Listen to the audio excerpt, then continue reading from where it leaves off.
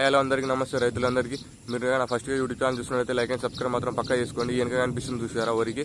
ఈ వరికి అయితే మనం అయితే ఈరోజు అయితే యూరియాల పొటాష్ మళ్ళా ఇది డీజిల్ గా అయితే 3 మిక్స్ చేసి అంటే ఈరోజు అయితే చల్లుతున్నాను. ఇక చల్లిన తర్వాత మన రిజల్ట్ ఎట్లా ఉంటుందో చూద్దాం. నేను గత సంవత్సరం కింద కూడా చల్లాను. చల్లిన తర్వాత ఒక పంటనైతే మంచిగా వచ్చింది. నెక్స్ట్ పంట అనేది మనకి ఎట్లా అంటే మనం పెట్టిన కర్ర పెట్టినట్టే ఉంది.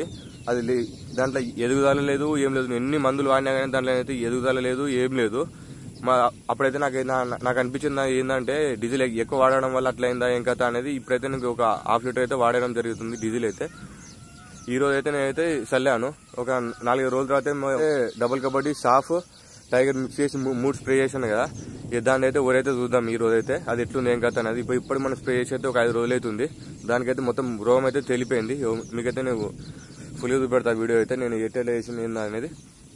ఇప్పుడైతే మనకైతే ఈ ఊరికైతే ఏం రోగం లేదు, అది మంచిగా ఈంతుంది, అది మంచిగానే ఉంది. ఇప్పుడైతే యోగి ఒక మడికి అయితే నేను ఆయన ఈరోజు అయితే డీజిల్ తీసుకొచ్చి ఆయన చల్లాను. ఈ చల్లిన తర్వాత మనకి రిజల్ట్ ఎట్లా ఉంది ఏం కథ అనేది అయితే ఒక 4 రోజులతో అయితే మీకు అయితే పెట్టడం జరుగుతుంది. మీరు నా ఫస్ట్ గా యూట్యూబ్ ఛానల్ చూస్తున్నట్లయితే లైక్ అండ్ సబ్స్క్రైబ్ మాత్రం పక్కా చేసుకోండి. వెనక అనిపిస్తుంది కదా, దాంట్లో దంటు లేదు, ఏం లేదు, మొత్తం రోగం మొత్తం ఎర్రగా పడ్డది.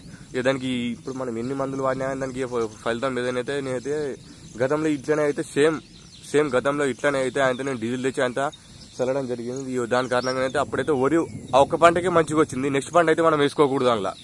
అందులో 100% నెక్స్ట్ పంటనైతే అయితే వేసుకోకూడదు. నేను అట్లనే చేస్తే మాత్రం పెట్టిన కర్ర పెట్టినట్టే అయిపోయింది. మొత్తం అయితే అది ఫెయిల్ అయిపోయింది మొత్తం అది ఆ సీజన్ మొత్తం.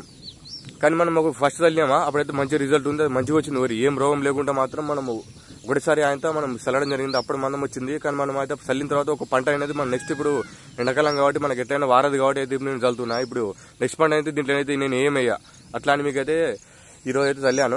ఈ చల్లిన తర్వాత అయితే చూద్దాం 4 రోజుల తర్వాత అది ఎట్లుంటుంది ఏం కథ అనేది మొత్తం అయితే ఫుల్ ఇన్ఫర్మేషన్ ఇస్తాను. మీరైతే మాత్రం అట్లా చేయకండి. నెక్స్ట్ పంట అనేది రాదు, పక్క 100% చెప్తున్నా, గ్యారెంటీ ఇస్తున్నా. నెక్స్ట్ పంట అనేది అయితే అసలుకే రాదు.